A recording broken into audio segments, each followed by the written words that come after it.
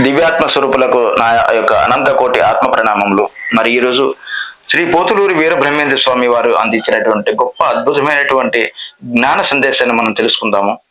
మనుషులందరూ మాయ నుండి బయటపడాలంటే మన సరైనటువంటి గురువు కావాలి. ఆ సరైనటువంటి గురువు ఎక్కడ దొరుకుతాడు అని మనం బయట వెతుకుతూ ఉంటాము. ఎక్కడో లేడు, మనలోనే ఉన్నాడు.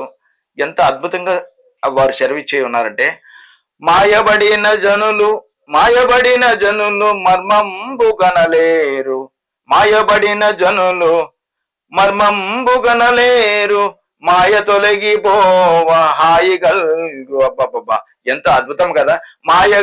మాయ తొలగిపోవం హాయిగల్గు, మాయ త్రంచ గురుని మంత్రము సత్యము, మాయద్రంచ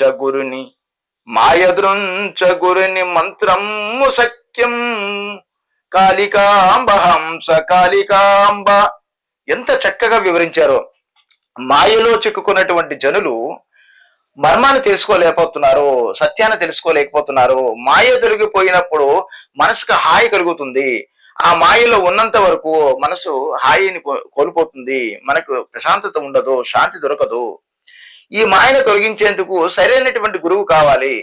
సరైన గురువు సరైన జీవన విధానాన్ని తెలుసుకున్నవాడు, సరైన జ్ఞానాన్ని పొందినవాడు మాత్రమే సరైన గురువు.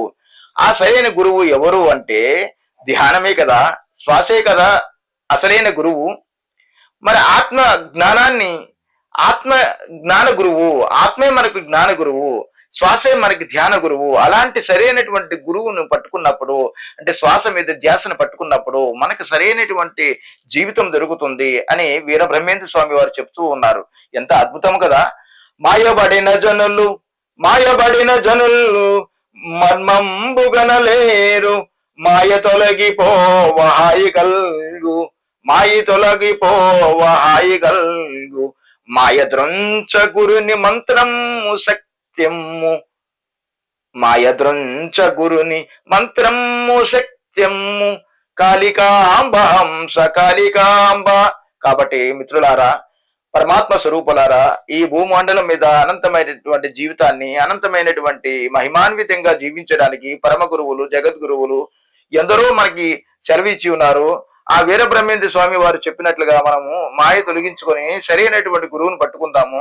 సరైన గురువు ధ్యానమే కదా. శ్వాస మీద ధ్యాస పట్టుకుంటే మనం సరైనటువంటి గురువును పట్టుకుంటాము. సరైనటువంటి గురువు చెంతకి ఎప్పుడైతే చేరుతామో మన మనస్సులో ఉన్నటువంటి మాయ తొలగిపోయి మనసు హాయిగా అద్భుతమైనటువంటి ప్రశాంతతని పొందుతుంది కదా. కాబట్టి ప్రతి ఒక్కరూ కూడా ఈ యొక్క ధ్యానాన్ని పట్టుకొని ముందుకు కదులుదాము.